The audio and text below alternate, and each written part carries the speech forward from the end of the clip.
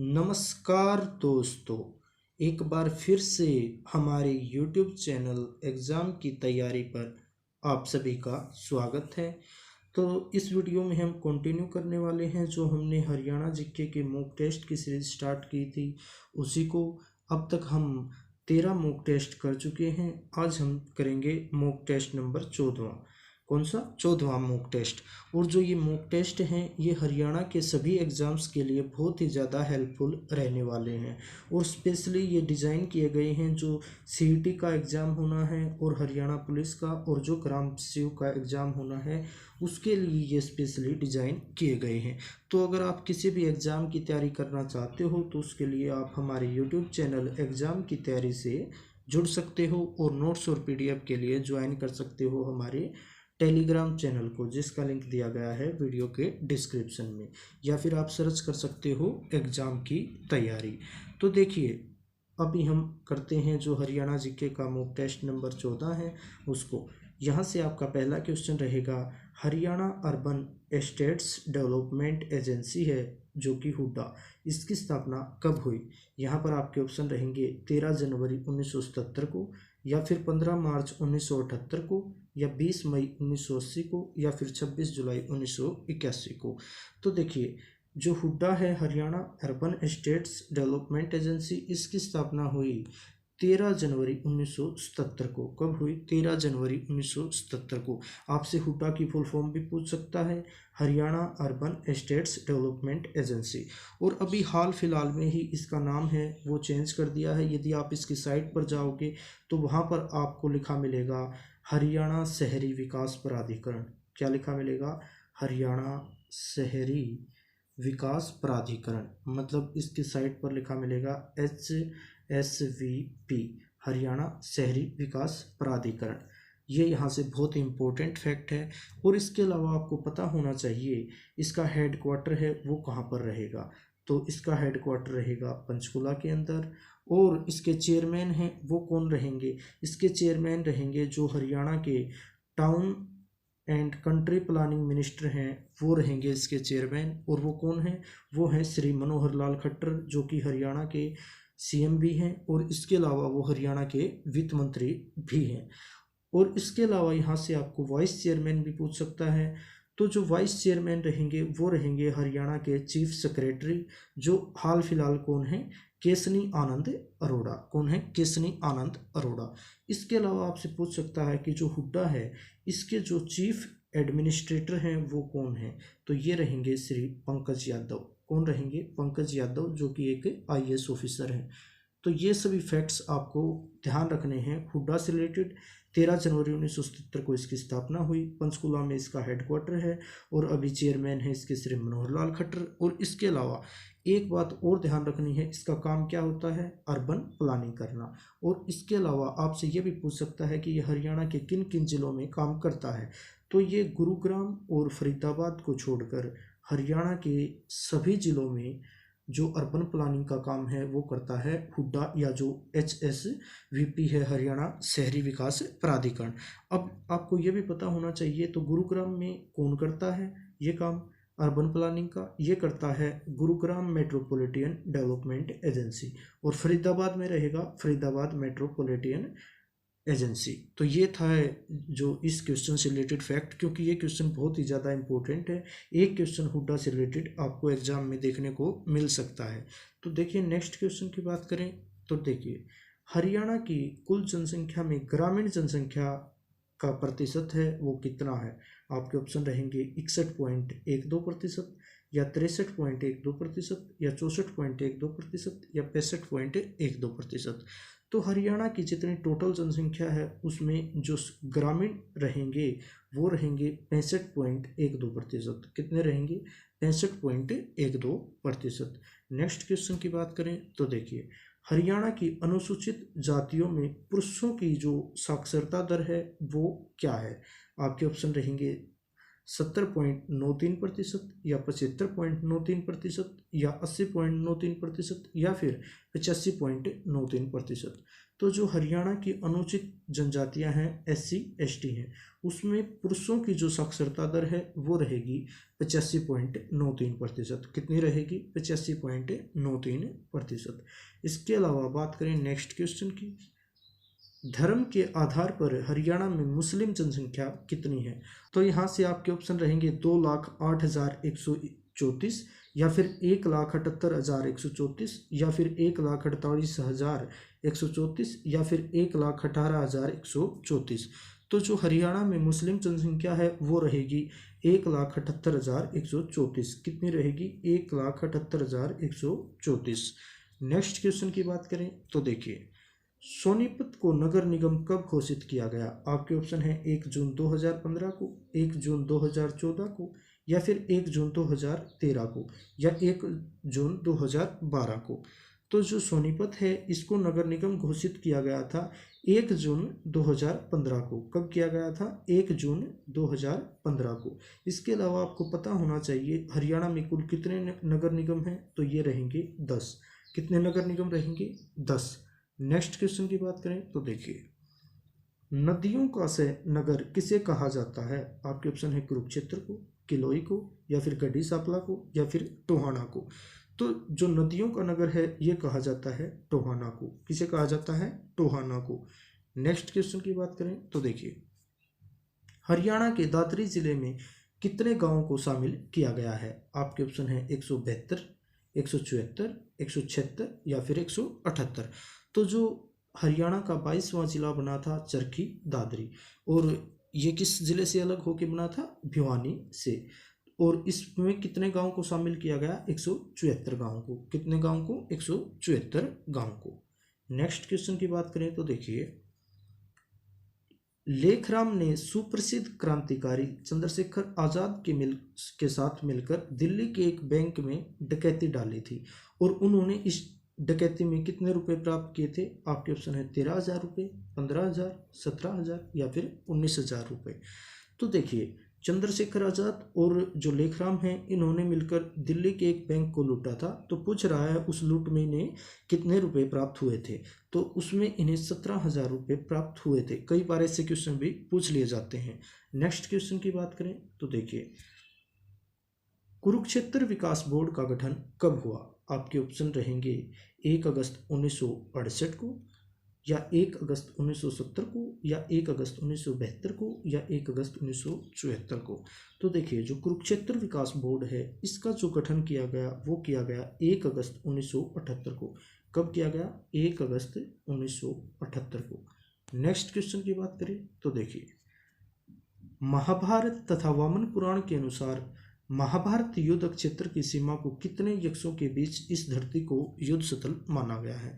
देखिए, ये क्वेश्चन में पूछ रहा है जो जहां पर महाभारत का युद्ध लड़ा गया था वो युद्ध स्थल, उसको 4 यक्षों के बीच बांटा गया है। कितने यक्षों के बीच बांटा गया है? ये बात कौन कहता है? महाभारत तथा वामन पुराण। तो कितने यक्षों के बीच बांटा गया है? 4। अब आपको पता होना चाहिए वो 4 यक्ष कौन कौन से हैं, कई बार पूछ ले जाते हैं। पहला है कपिल यक्ष।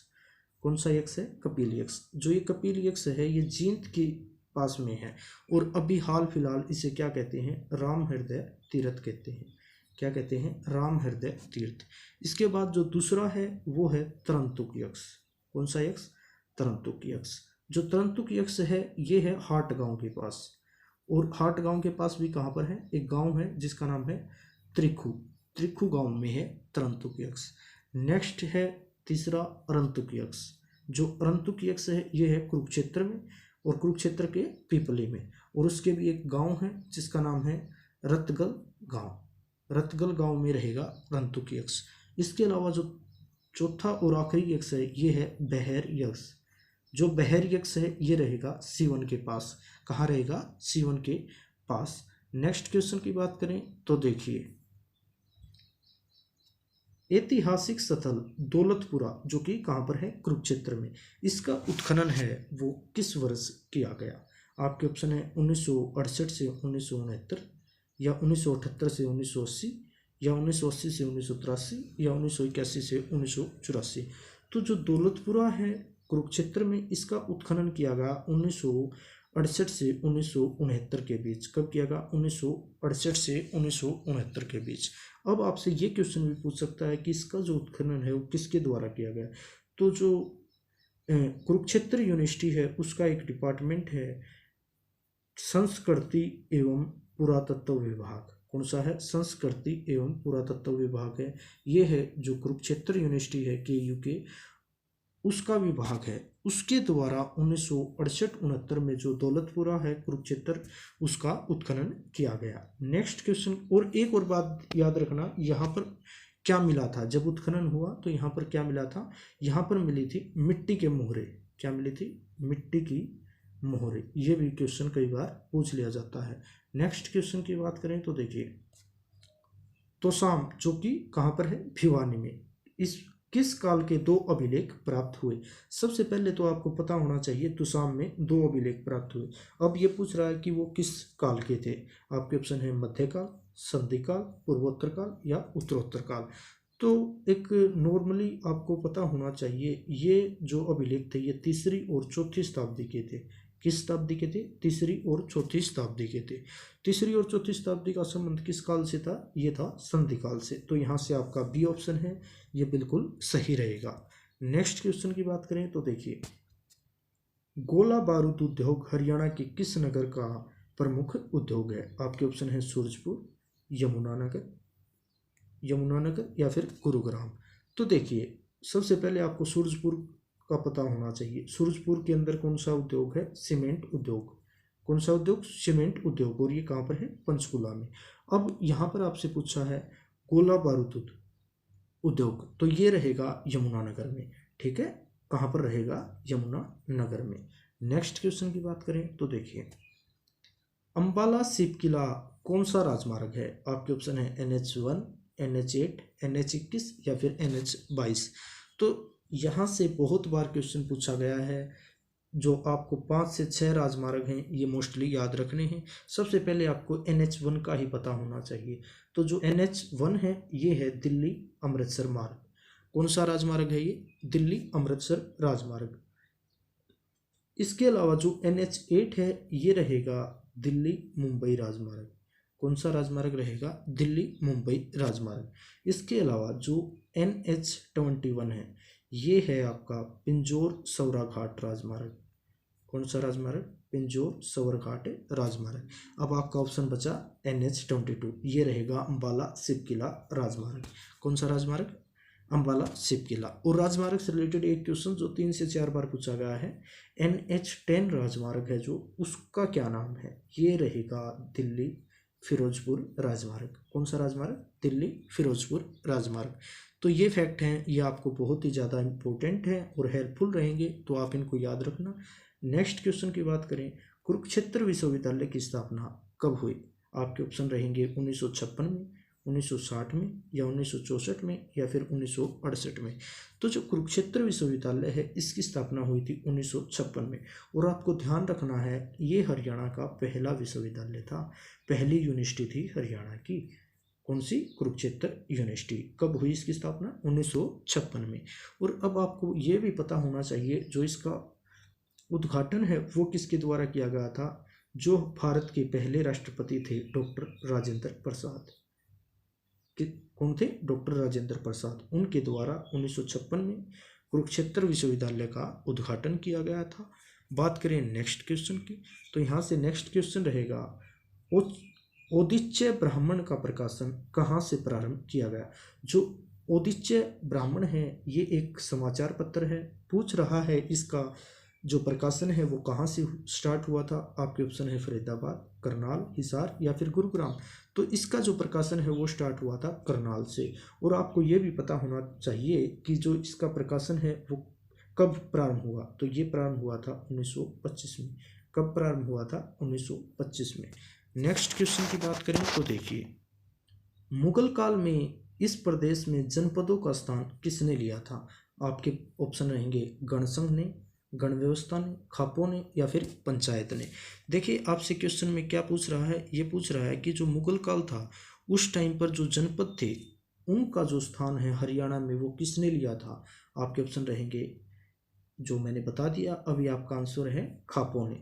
जो जनपद हैं उनका स्थान लिया था खापों ने। आप अब भी कई जगह पर गांव में सुनते होंगे खाप, ये मतलब कई गांव का समूह है जो उसे खाप कहते हैं। नेक्स्ट क्वेश्चन की बात करें तो देखिए, हरियाणा में असोधा जो कि रोहतक में है उसका आंदोलन है वो कब हुआ? आपके ऑप्शन है 4 फरवरी 1940 को, या 27 मार्च 1941 को, या फिर 5 जनवरी 1942 को, या फिर 22 सितंबर 1942 को। तो जो असोधा के अंदर एक आंदोलन हुआ था जो कब हुआ था? 22 सितंबर 1942 को। कब हुआ था? 22 सितंबर 1942 को। तो यहाँ से आपका जो डी ऑप्शन है वो बिल्कुल सही रहेगा। नेक्स्ट क्वेश्चन की बात करें तो देखिए, हरियाणा में सर्वाधिक गर्म महीने होते हैं। आपके ऑप्शन है अप्रैल मई, मई जून, या फिर जून जुलाई, या फिर जुलाई अगस्त। तो हरियाणा में जो सबसे ज़्यादा गर्मी के महीने होते हैं वो होते हैं मई जून, और इस टाइम पर बहुत ही गर्म हवाएं चलती हैं जिनको कहा जाता है लू। क्या कहा जाता है? लू कहा जाता है। ये बहुत ही गर्म और शुष्क हवाएं होती हैं। नेक्स्ट क्वेश्चन की बात करें तो देखिए, कर्णफूल नामक आभूषण स्त्रियां शरीर के किस भाग पर धारण करती हैं? आपके ऑप्शन है कान पर, हाथ पर, पाँव में, या फिर गले में। तो देखिए नाम से ही क्लियर है, कर्णफूल मतलब कान पर। कहाँ पर? कान पर, और ये कान के निचले हिस्से में पहना जाता है। नेक्स्ट क्वेश्चन की बात करें तो देखिए, गहरे लाल रंग के ओढ़ने को कहते हैं। आपके ऑप्शन है डिमाच, छामा, कंग, या फिर चुंदड़ी। तो जो गहरे लाल रंग का ओढ़ना होता है इसे कहते हैं कंग। क्या कहते हैं? कंग। नेक्स्ट क्वेश्चन की बात करें तो देखिए, कलंदर की मजार पर मेला कहाँ लगता है? आपके ऑप्शन है झज्जर, पानीपत, सोनीपत, या फिर रोहतक। सबसे पहले तो आपको यही पता होना चाहिए कलंदर की मजार है कहाँ, तो ये रहेगी पानीपत में, मतलब इसका मेला भी कहाँ लगेगा? पानीपत में। नेक्स्ट क्वेश्चन की बात करें तो देखिए, यह क्वेश्चन भी बहुत इंपॉर्टेंट और प्रचलित क्वेश्चन है हरियाणा का। करवा चौथ का व्रत महिलाओं द्वारा क्यों किया जाता है? आपके ऑप्शन रहेंगे पति की दीर्घायु की कामना के लिए, घर में सुख समृद्धि की कामना के लिए, या फिर पुत्र कल्याण की कामना के लिए, या भाई बहन के अमर प्यार का द्योतक है। तो जो करवा चौथ है का व्रत है ये महिलाओं के द्वारा रखा जाता है अपनी पति की दीर्घायु की कामना के लिए। और इससे रिलेटेड आपको 2-3 फैक्ट याद रखने हैं कि ये किस महीने में आता है। ये आता है कार्तिक महीने में, जिसे कार्तिक भी कहते हैं। और कृष्ण पक्ष होता है जो उसकी चतुर्थी को आता है करवा चौथ, कार्तिक मास की कृष्ण पक्ष की चतुर्थी को। नेक्स्ट क्वेश्चन की बात करें तो देखिए, चरणदासी पंथ के मेले का आयोजन किस महीने में किया जाता है? आपके ऑप्शन रहेंगे जेठ, सावन, आश्विन, या फिर मार्गशीर्ष। तो जो चरणदासी पंथ है इसके मेले का आयोजन किया जाता है जो मार्गशीर्ष की सप्तमी होती है उसको किया जाता है इसका आयोजन। नेक्स्ट क्वेश्चन की बात करें जो कि बहुत ही ज़्यादा इम्पोर्टेंट क्वेश्चन है, ये पेलिकन पर्यटन स्थल की शुरुआत कब व कहाँ हुई? आपके ऑप्शन रहेंगे 1978 रोहतक में, या 1979 सिकारा में, या फिर 1984 यमुनानगर में, या 1981 झज्जर में। तो देखिए जो ये पेलिकन पर्यटन स्थल है इसकी जो स्थापना हुई थी वो हुई थी यमुनानगर में, और कब हुई थी? 1984 में। तो यहाँ से आपका सी ऑप्शन बिल्कुल सही रहेगा। नेक्स्ट क्वेश्चन की बात करें तो देखिए, अंतर्राष्ट्रीय खेलों में 2013 से 2015 तक हरियाणा के कितने खिलाड़ियों ने भाग लिया? आपके ऑप्शन है 68, 73, 78, या फिर 83। तो जो 2013 से 2015 तक जितने भी अंतर्राष्ट्रीय खेल हुए उनमें हरियाणा के 73 खिलाड़ियों ने हिस्सा लिया था। कितने खिलाड़ियों ने? 73 खिलाड़ियों ने। नेक्स्ट क्वेश्चन की बात करें तो देखिए, हरियाणा ने अब तक कितने विक्टोरिया क्रॉस पदक प्राप्त किए हैं? आपके ऑप्शन है 5, 6, 7, या फिर 8। तो हरियाणा ने अब तक 5 विक्टोरिया क्रॉस हैं जो वो प्राप्त किए हैं, और ये किस किस को मिले हैं ये भी आपको याद रखना चाहिए क्योंकि आपको चारों के नाम दे देगा, ऑप्शन में पूछ लेगा किसे नहीं मिला है या किसे मिला है। तो पहला मिला था जो रिसालदार बदलू सिंह को। किसे मिला था? रिसालदार बदलू सिंह को। और ये सभी पांचों को ही जो ये पदक है विक्टोरिया क्रॉस ये मरने के बाद मिला है, मरणों उपरांत। और जो दूसरा मिला था ये मिला था सूबेदार रिचपाल को। किसे मिला था? सूबेदार रिचपाल राम को। किसे मिला? सूबेदार रिचपाल को। जो तीसरा मिला था वो मिला था कंपनी का एक हौलदार था जिसका नाम था मेजर छेल्लू राम। क्या था? छेल्लू राम। इसके अलावा एक था जमादार रामस्वरूप सिंह, उसे मिला था। और इसके अलावा मिला था एक जो हवलदार था उमराव सिंह। तो यहाँ पर आपको याद रखना है बदलू सिंह और रिचपाल राम, इसके अलावा था छेल्लू राम, रामस्वरूप और उमराव सिंह। ये पांचों आपको याद रखने हैं। नेक्स्ट क्वेश्चन की बात करें तो देखिए 2011 के जनसंख्या आंकड़ों के अनुसार चंडीगढ़ में पूछ रहा है जो पुरुष साक्षरता दर है वो क्या है। आपके ऑप्शन रहेंगे 86.99% या फिर 87.99% या 88.99% या फिर 89.99%। तो जो 2011 के आंकड़े हैं उनके अनुसार जो चंडीगढ़ की पुरुष साक्षरता दर है वो रहेगी 89.99%। कितनी रहेगी? 89.99%। अब यहाँ पर बात करें नेक्स्ट क्वेश्चन की, हरियाणा में खिलजी वंश की शुरुआत कब हुई। आपके ऑप्शन रहेंगे 1190 में, 1290 में या 1390 में या फिर 1490 में। देखिए हरियाणा में खिलजी वंश की स्थापना हुई थी जब गुलाम वंश था जो वो समाप्त हो गया था, बलबन की मृत्यु हो गई थी। और इसके बाद जो जलालुद्दीन फिरोज खिलजी हैं, जलालुद्दीन फिरोज खिलजी, उन्होंने की थी 1290 में हरियाणा के अंदर खिलजी वंश की शुरुआत। नेक्स्ट क्वेश्चन की बात करें तो देखिए झज्जर में पहली सनातन धर्म शाखा कब शुरू की गई। देखिए सबसे पहली बात आपको पता होना चाहिए जो सनातन धर्म की पहली शाखा है उसकी शुरुआत हुई झज्जर में। और अब आपको पता होना चाहिए कब हुई। ये हुई आपके ऑप्शन है 1884 में, 1885 में, 1886 में या फिर 1887 में। तो ये कब हुई थी? ये हुई थी 1886 में। कब हुई? 1886 में। तो ये था हमारा आज का मॉक टेस्ट। तो अगर आपको वीडियो पसंद आई है तो वीडियो को आप लाइक कर सकते हो। ज़्यादा से ज़्यादा जो आपके फ्रेंड्स तैयारी कर रहे हैं हरियाणा के किसी भी एग्ज़ाम की, उनके साथ इस वीडियो को शेयर कर सकते हो। और सबसे बड़ी बात है आपको अच्छे से पढ़ते रहना है, स्वस्थ रहना है और बिल्कुल मस्त रहना है। आप आराम से अपनी तैयारी करते रहिए।